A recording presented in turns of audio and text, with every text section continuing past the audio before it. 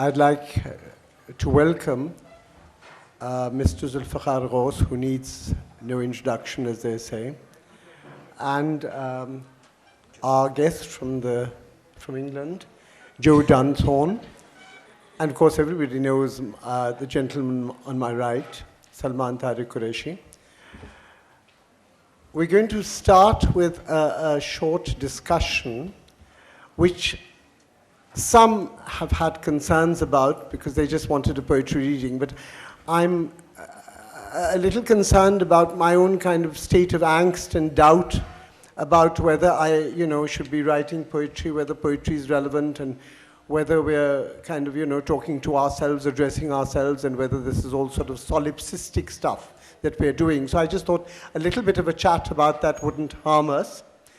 So I'd like to basically talk about the caption of the program was Poetry and Privilege, because the feeling was, my feeling and Salman's to a large extent, was that poetry has increasingly become esoteric and is the preserve of the very few, and particularly the genteel, and not too many other people.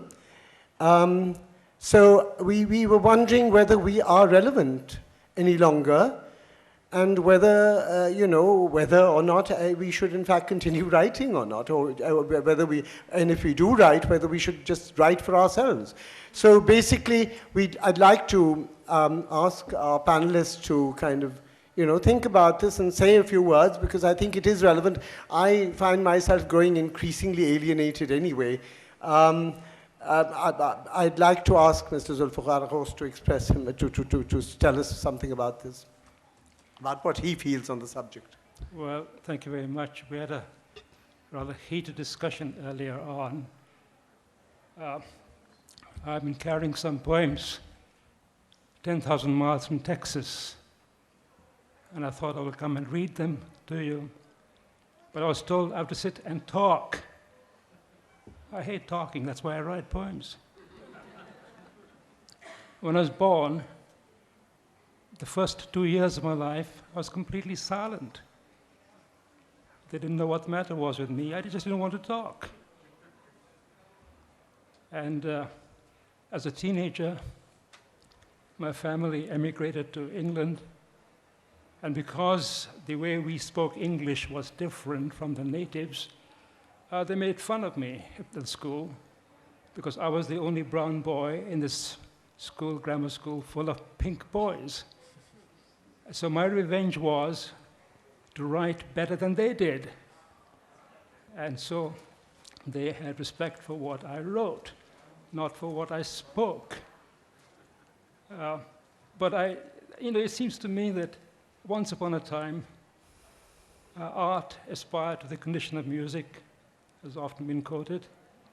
Nowadays, art descends to the trivial, vulgar level of a talk show. And what are talk shows? Gossip. A whole bunch of opinionated people express platitudes and all kinds of banalities as though they were profound statements. Imbeciles parade themselves as though they were great philosophers. I don't really care for it. And to suggest that somehow to listen to poets reading their poems is boring, I don't believe that. I'm sorry, may I cut in here for a moment? No, I just want to finish the statement. Sorry, Hold on. it's okay, do Hold that. on.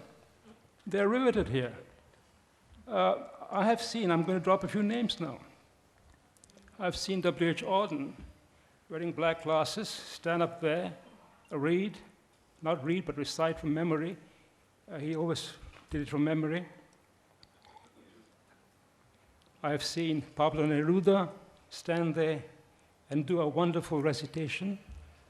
I've seen Francis Ponge read his prose poems as though he was reading a newspaper. But it was terrific, it was thrilling, it was exciting. The only time it is boring is when you have bad poets, because their poems are boring. So don't give me this nonsense about we have to talk and we have to have privilege, etc., etc. We don't.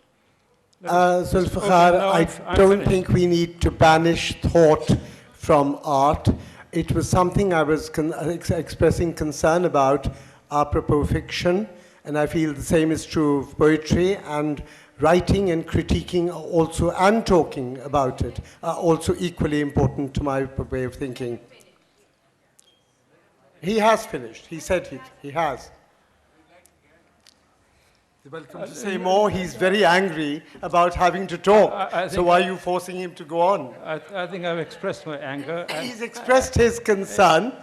I'm going to ask Joe Dunthorne to say something on the subject. Joe, what do you feel on the subject? Go ahead. My feeling is like, I suppose I quite enjoy that poetry seems like a niche activity. It doesn't feel like poetry is destined to be a kind of pop music. You know, it's not going to be a kind of stadium-filling activity. So I don't feel uncomfortable with the idea of it being only relevant to a relatively small number of people. So I don't kind of see it as, it's probably at its natural level of popularity for me, and I like that it's a smallish interest. Salman, we've discussed this subject before. Would you care to say something about it now? From my point, very briefly, then, like somebody else, if they want to put their views, I think I take slight issue with Joe on one thing. Yes, poetry is not today a stadium-filling activity. It has been in the past a stadium-filling activity in many parts of the world. And I would agree with Mr. Zulfiqar Ghaus when he said he would rather hear or recite poetry than talk about it or listen to it. I would love nothing better than to do nothing but recite poetry, but I think there is a point here at which one says this is becoming a very elitist world, the world of poetry, I mean. I think we have distanced ourselves over the years, we poets, from everybody except other poets, perhaps. Most people do try their hand at writing poetry. Just about everybody tries to write poetry at some point in their lives, in the back of an envelope or wherever. And then they grow up and they write prose, or they don't write at all. Do they listen to poetry? Do they read it? Yes, well, prose we have to read. We have to read the morning newspaper. We have to read the office files. Whatever, we have to read the checks we're signing. But poetry, we don't have to read, and probably the vast majority of people don't. And the small minority of us who do read or write poetry are becoming more and more distant from the rest. Is that a good or bad thing? I don't know. Because in the terms of evolution of the art itself, it's probably a good thing, because then the art is not cluttered, as again, as Mr. Ghaus says, it's not cluttered by needing to be populistic or appeal to everybody. It can just talk to other artists who are equally sophisticated, equally nuanced to understand what we're saying. Yes, but isn't that in the long run going to become very, very narrow? I have no answer to what I've just articulated. I'm just stating a very real question. It's a dilemma that I think does exist. It's like music. Anybody in this room knows the name of Beethoven? Yes, we all do, whether we've listened or not. How many know John Cage? How many have ever heard a Schoenberg concert?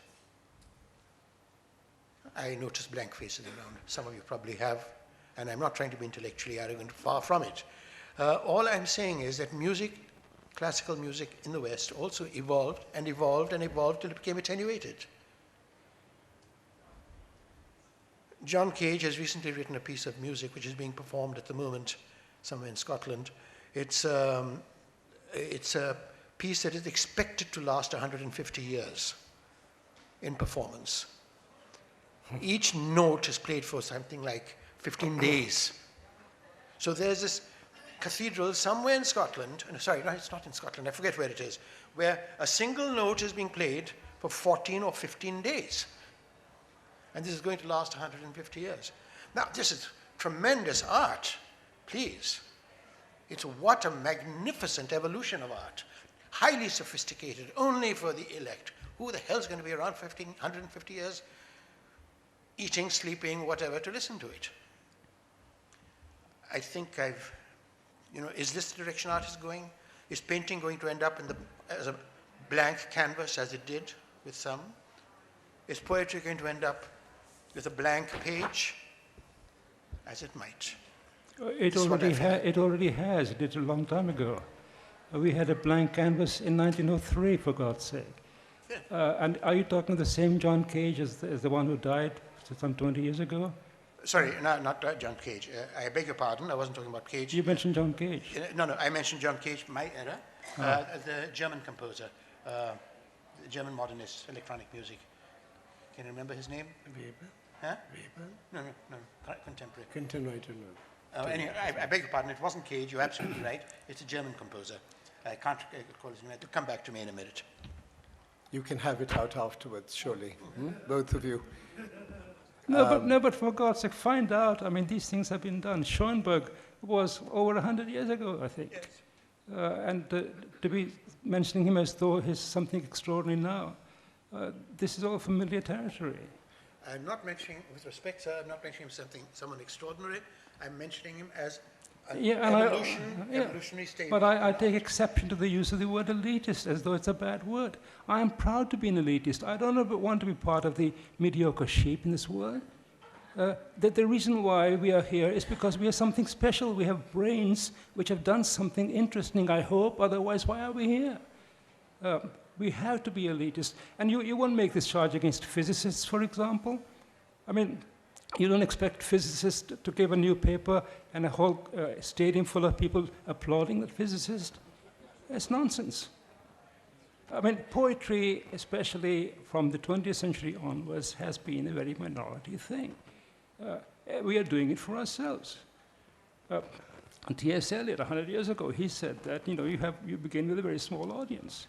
So it ends up being narcissistic above all then. There's another word, narcissistic. Well, it is, isn't it? It's It so is loaded. narcissistic. It's so loaded. Well, but you said it yourself, we do it for ourselves, that makes Yeah, it of course. narcissistic, Yeah. surely. Anyway, let's move on to what you have been waiting for all along, and we all are, actually, marginal though we may feel, for the poetry reading itself. We are going to read out poems, and we thought that we would start by, I don't know if Khalid Ahmed is here. He's there. Okay, we thought we'd start with a poem by the late Tawfiq Rafat, because we do want to honor the poets who are not with us any longer, but who've left their legacy. And I think it is important that they be with us, and they continue to be with us. And Mr. Khalid Ahmed is going to read out Tawfiq's poem.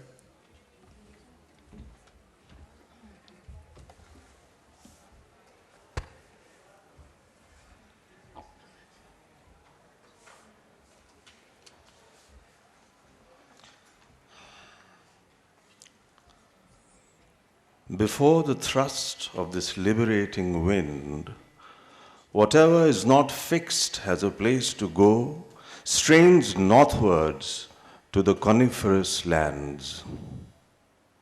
And drunk with emotion, clothes on the washing line are raised above themselves. A flapping sheet turns a roof corner into a battlement. Gliding days are over. The birds are tossed sideways and back and lifted against their will. They must struggle to achieve direction. A welcome darkness descends. Harsh contours dissolve, lose their prosaic condition.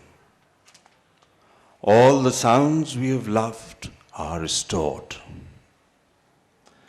And now the rain. In sudden squalls it sweeps the street and equally sudden are the naked boys paddling in the ditches. Alive, alive, everything is alive again. Savor the rain's coolness on lips and eyes. How madly the electric wire is swinging. From brown waters eddying around their hooves, the drenched trees rise and shake themselves, and summer ends in a flurry of drops.